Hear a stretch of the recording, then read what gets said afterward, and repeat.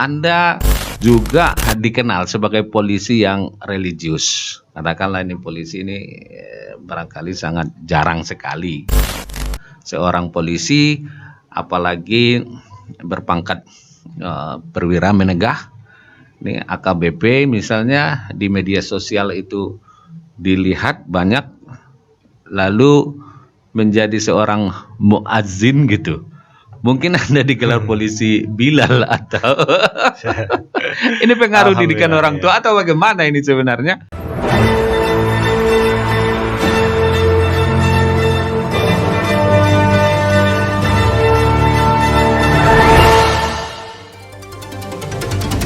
Assalamualaikum warahmatullahi wabarakatuh. 102,6 FM Satsrasi Suara, satu kata penuh makna pasti selalu di hati. Kembali ketemu dengan kita di program talk show Ruang Paslah Cerdas dan Inspiratif.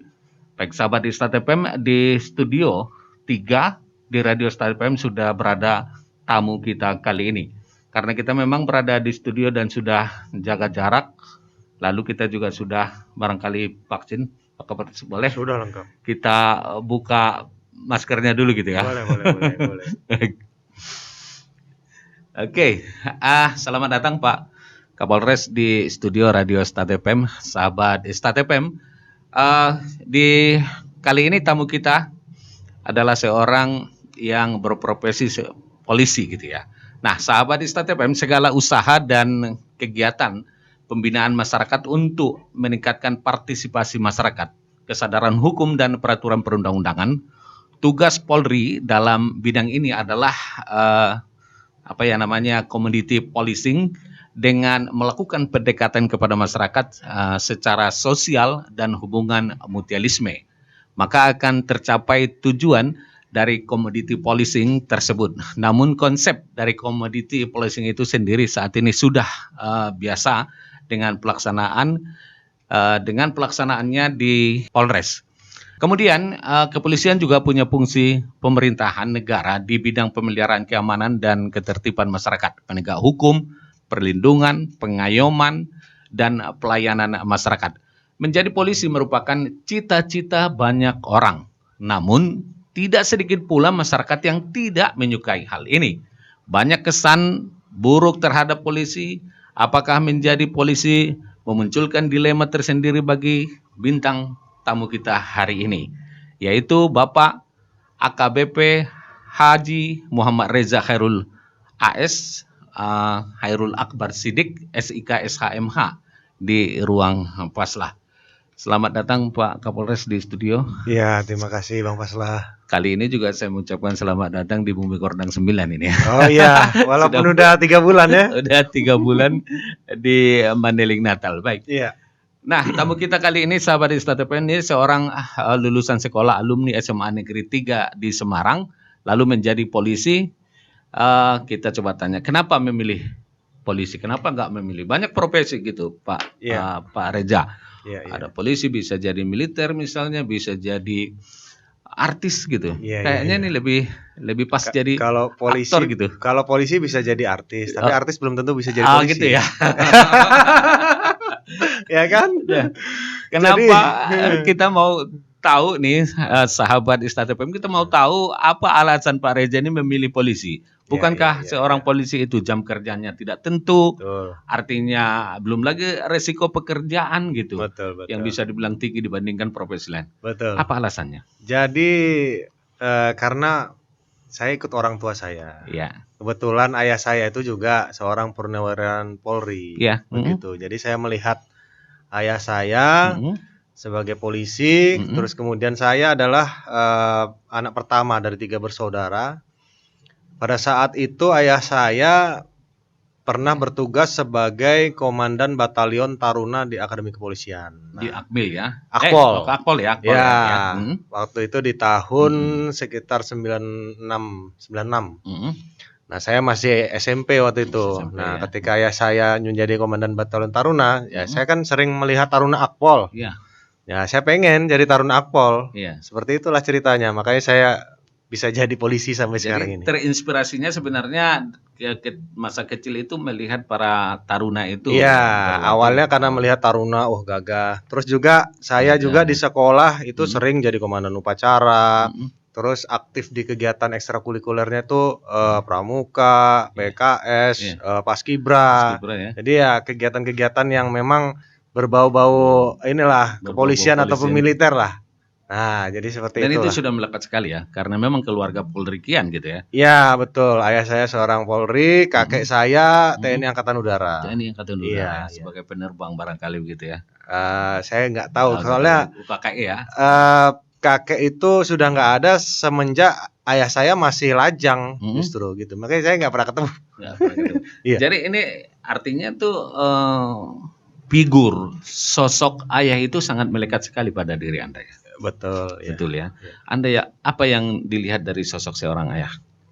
Ya, ayah saya itu seorang ayah yang baik, ayah yang sayang dengan keluarganya, yang apa namanya, ayah saya itu bertugas sebagai Polri itu di bidang reskrim. Reskrim ya? Ya, jadi ya demi keluarganya ya rela seperti tadi tuh pulang pagi, pergi pagi, pulang pagi. Pulang pagi ya? Kan kadang-kadang nggak pulang. Kadang-kadang nggak Ya pulang kan? ya, bisa 1 atau 2 hari gitu ya? Iya, bisa lebih, bisa. Karena waktu itu juga pernah kami ditinggal itu, tapi untuk pendidikan sih ke luar negeri, ya kan. Iya. Atau kalaupun ada karena beliau reskrim, jadi pada saat mengungkap suatu kejahatan juga kadang bisa pergi berhari-hari, ya kan, baru pulang. Nah, jadi betapa pengorbanan seorang ayah itu bagi kami supaya kami anak-anaknya bisa tumbuh sehat dan bisa bersekolah dengan baik. Nah, itulah. Apa pesan yang tidak terlupakan dari ayah gitu? Pesan ayah saya cuman jangan lupa sholat dan mengaji. Jangan lupa sholat dan mengaji. Iya, itu aja. Itu kalau azannya nggak ada pesan jangan lupa azan gitu ya. Kalau azan saya kebetulan otodidak sih, belajar. Jadi bukan karena dianugerahi suara yang lumayan gitu kan. Alhamdulillah. Itu disyukuri gitu ya. Iya. Jadi itu pesan apa ya? Pesan religinya gitu ya dari seorang ayah. Kemudian yang lain barangkali dalam hal menempuh perjalanan hidup ini, yang sering kali diberi nasihat itu bidang apa aja gitu. Ya, berbuat baiklah kepada siapapun, ya. Berbuat baik kepada siapapun, jangan lupa sholat, jangan lupa mengaji. Kemudian ya intinya taat dan patuh kepada Allah, Rasul dan pimpinan ya. Ya, pimpinan terutama. Jangan berbuat hal yang aneh-aneh, ya seperti itulah. Ya. Ibu juga sama gitu?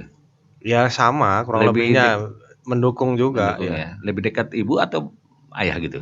Ya karena beliau itu sering meninggalkan kami karena tugas, jadi ya lebih dekat saya dengan ibu saya gitu. Kalau ibu saya karena beliau juga tidak bekerja, jadi selalu berada di samping kami semuanya. Waktu masa kecilnya tuh pernah nggak dapat hukuman? Nakal nggak sih sebenarnya Pak Reza ini? Karena kami kan laki-laki semua, 3 orang. Laki-laki ya. Jadi berapa orang bersaudara? Bertiga. Saya yang pertama besar, adik saya yang kedua itu sekarang dokter spesialis kandungan di rumah sakit umum di Tangerang. Yang di Banten. Di Banten ya. Yang ketiga. Kemudian yang ketiga sekarang di BPK perwakilan Sulawesi Tengah. Sulawesi Tengah ya, jauh ya. Jauh. Jadi jarang ketemu ya. Jarang ya. Sekali ketemu. Apalagi saya sudah jadi polisi. Polisi ya. Kalau polisi kalau Lebaran mereka semua kumpul, cuman saya sendiri yang nggak bisa pulang. Resikonya udah kita ikhlas ya menerima ini ya. Lebaran, tahun baru yang kalau mereka itu libur atau bisa cuti, kalau semenjak saya jadi polisi nggak pernah pulang. Nggak pernah pulang ya. Jadi kalaupun saya pulang ya cuman saya sendiri yang pulang ke rumah. Adik-adik ya tugas semuanya gitu. Jadi nggak pernah dapat hukuman apapun ya masa kecil ya? Oh, hukuman pasti kita namanya anak polisi kan. Iya. Jadi ya biasalah kita pakai ikat pinggang lah, pakai rotan lah, ya biasa itu. Itu hukuman disiplin ya? Iya. Karena apa biasanya dihukum? Ya kalau nakal, kalau nggak sholat, nggak ngaji, nah itu pasti. Atau memang bolos sekolah nggak? Kalau bolos sekolah kan kita memang nggak pernah. Masa SMA juga? Nggak pernah sama sekali Ya ya. karena ini misalnya saya ngusilin, saya kan suka ngusilin adik saya gitu Ya. kan. Adik saya nangis, Mm-mm. nah itu Nah, itu ya. pasti kena Itu dapat di hukumannya. sabet inilah, sapu lidi lah, sapu. Ya gitu ya. Udah biasa itu. Oke, sahabat Istana FM itu Heeh. sedikit perjalanan masa kecil dari Iya, iya, seorang Kapolres kita di Mandailing Natal ini. Nah, iya. ini masuk Kapol di tahun 2003 ya. Tahun 2000 masuknya. Mas tahun 2000 ya, berarti Mas alumninya alumninya 2003. 2003 ya. Lulusnya 2003 ya. Lalu lanjut ke PTIK gitu. PTIK masuk di tahun 2009, lulusnya di tahun 2010. Oke. Ya. Kemudian punya gelar magister dong ya, hukum Magister ya. ya, Dari pendidikan umum ya. Universitas Lampung gitu ya, Lampung, Unila ya. betul. Itu tahun 2013 Tahun 2013 wisudanya. ya, masuknya 2011 gitu ya. 2011 betul. Nah, seperti apa sih seorang Anda sangat getol sekali belajar gitu. Sebenarnya untuk apa lagi? Kan udah lulus Akpol. Kenapa lagi mesti harus sekolah lagi magister hukumnya gitu? Iya. Sebenarnya apa Iya. yang Karena apa ya? Prinsipnya kita itu sampai kita masuk ke liang lahat, kita harus terus belajar. Terus belajar itu ya. prinsipnya. Karena kan ada pepatah Arab itu tuntutlah Tuntutlah ilmu dari buayan sampai ke liang lahat. gitu ya. Itu. Ini pun juga sampai sekarang pun juga walaupun sudah S2 masih kita masih merasa kurang juga untuk apa apalagi pendidikan tertinggi adalah S3 kan. S3 ya benar. Nah, mudah-mudahan nanti ada waktu, ada rezeki, insya Allah saya pun juga nantinya akan mencapai S3. Atau ada keinginan untuk jadi dosen gitu, meskipun masih dalam internal kepolisian gitu? Ada juga sempat bahkan sebelum ini saya sempat juga ingin menjadi guru di SPN gitu. Ya. Ada sempat terlintas seperti itu juga. Ya. Nah, memang sangat dibutuhkan sekali kalau apalagi linear ya, kepolisian itu dengan hukum itu sangat dibutuhkan ya. Karena berkaitan dengan dalam proses penegakan hukum ya. Oke, sahabat Islam, nanti kita coba tanya bagaimana penegakan hukum di Mandailing Natal, apalagi belakangan ini ada dua kasus yang agak-agak sedikit inilah. Nanti kita coba tanya nanti. Tapi yang jelas sahabat Istat FM, selain itu Anda juga dikenal sebagai polisi yang religius. Katakanlah ini polisi ini barangkali sangat jarang sekali, gitu kan? Seorang polisi, apalagi berpangkat perwira menengah, ini AKBP misalnya, di media sosial itu dilihat banyak, lalu menjadi seorang muazzin gitu. Mungkin Anda digelar polisi Bilal atau ini pengaruh didikan orang tua atau bagaimana ini sebenarnya? Pastinya begitu. Ya, pastinya ada pengaruh dari didikan orang tua saya. Tadi kan jangan lupa sholat, mengaji dan lain-lain. Nah, intinya mengikuti tuntunan syariat agama itu. Tapi kalau gelar itu polisi Bilal nggak begitu keberatan gitu ya? Ya, silakan aja. Kalau memang masyarakat memberikan julukan seperti itu ya silakan monggo saja. Intinya saya hanya berbuat apa yang saya bisa, apa yang baik itulah yang akan saya berbuat gitu aja. Ya. Apalagi dalam kondisi kegiatan keagamaan gitu ya. Iya. Dan tadi kan saya udah bilang polisi bisa jadi apa saja, tapi apa saja belum tentu bisa jadi polisi. Termasuk menjadi muazin, bahkan menjadi khotib, ya kan. Artis bisa, gitu ya. Bisa jadi artis, bisa juga jadi penyiar. Penyiar ya. Seperti Bang Rudi. Tapi cuman nggak bisa jadi ketua partai aja. Karena itu karena ada aturan gitu ya. Oke. Nah, ini semakin asik nih bincang-bincang kita ini persoalan perjalanan seorang Kapolres kita nih. Peranan orang tua dalam kehidupan Anda sampai menjadi seperti sekarang ini, kenangan yang paling tak terlupakan dari orang tua apa? Kenangan yang paling tak terlupakan ya ketika saya mau masuk polisi lah. Ketika masuk polisinya. Ya, mau masuk menjadi taruna akademi kepolisian itu kenangan yang tak bisa saya lupakan. Bagaimana perjuangan orang tua saya, terutama ibu saya, itu berjuang untuk berdoa, memotivasi saya gitu untuk bisa lulus menjadi seorang taruna akademi kepolisian pada saat itu. Itulah yang pada saat diantar, apa kesannya ketika diantar masuk asrama gitu ya? Ya mulai dari seleksi. Mulai dari Jadi, seleksi gitu ya? Mama saya itu selalu mendampingi saya, mendampingi saya, seleksi, setiap tahapan seleksi itu selalu menyertai saya gitu. Ya. Penuh dengan doa gitu ya. Pastinya. Dukungan moral, doanya gitu. Iya, betul. Ya. Itu yang paling tidak terlupakan ya. Iya. Kalau yang sering lupa itu karena jarang ngumpul pada saat lebaran ya. Iya, semenjak jadi polisi itulah yang jadi polisi. jarang. Sebelum menikah pun jarang pulang ya. Iya, pokoknya semenjak 2003 itu kita udah jarang pulang. Berarti anak-anak, apalagi khususnya lebaran, di hari-hari raya, hari besar, di saat masyarakat bisa menikmati libur, bisa cuti. Menikmati hari, justru hari di saat besar itulah itu, kita lagi sibuk-sibuknya tugas gitu. Apalagi tugas saya sebagian besar itu di bidang lalu lintas. Ya, jadi setiap lebaran ada operasi ketupat. Kalau di Natal tahun baru ada operasi lilin ya. Jadi itulah ya. Nah, berarti anak-anak jarang sekali ketemu dengan kakek sama neneknya gitu. Iya. Tapi alhamdulillah kalau zaman sekarang kan sudah ada video call ya kan. Ada terasa terobati gitu ya. Enggak terlalu terasa lah. Ada protes enggak sih dari anak-anak? Anak-anak sih happy aja, fine aja ya. Iya, waktu yang tidak begitu terbagi misalnya. Oh, kepada saya. Iya. Protes Anda gitu misalnya. Oh ya, karena pastinya. Tidak bisa pulang ke rumah kakek. Pastinya anak-anak sering ini kok kalau manggil saya kan Dedi ya. Dedi ini nggak pernah di rumah gitu ya. Hari libur kok kerja juga. Nah, itu. Dan itu mereka udah paham ya. Iya. Kelas berapa yang paling gede sekarang? Yang besar kelas 3 SD. 3 SD ya. Yang kecil TK. TK ya. Ada 2 ya. 2 orang. 2. Lalu itu semua resiko waktu sudah dipahami anak-anak, barangkali sudah ditanamkan juga pemahaman itu kepada mereka gitu. Oh ya, pasti saya kasihkan pengertian. Ya namanya Dedi ini polisi. Jadi kerjanya ya 24 jam.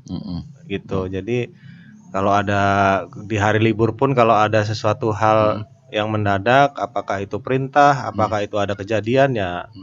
Jadi harus siap siaga terus gitu. Ya. Kalau Ibu Ketua Bayangkari ada protes waktu ya? Ya sama juga ya. Kalau dia kan tergantung. Sama. Kadang-kadang kita udah rencana nih. Yuk hari Sabtu, hari Minggu kita kesini yuk. Atau saya, aduh janganlah, nggak enak. Nanti takutnya ada ini ada itu. Nah, akhirnya nggak jadi. Gitu ya. Itu kadang-kadang suka protesnya seperti itu. Gitu. Jadi quality time-nya apa saja di rumah jadinya kalau dalam kondisi seperti ya, paling di sore atau malam hari lah ketika udah pulang ke kantor ya paling ngumpul nonton TV bareng, makan bersama gitu aja. Terus kadang weekend pun juga ya itu kalau misalnya memang kosong ya olahraga bersama. Jalan sehat atau main sepeda bareng gitu atau berenang gitu atau makan bersama di luar ya itu jalan-jalan ke mall seperti itu. Jadi itu dimanfaatkan ya. Ya. Nah, kan kalau di Madinah, di Panyabungan gitu. Ini kan kotanya kecil, kemudian kemana gitu? Ya udah, ini aja dari kafe ke kafe aja. Kafe ke kafe, dari Kopi Mandailing ke Lopo gitu ya. Misalnya hari Minggu ini, ayo kita ke Lopo Mandailing. Lopo Mandailing ya. Lopo Mandailing yang jadi TKP kemarin. Yang di galon ya, yang di pom bensin ya. Lopo yang apa? Lopo yang satunya lagi yang di dekat itu dapur nenek. Iya, dapur nenek. Paling situ-situ aja.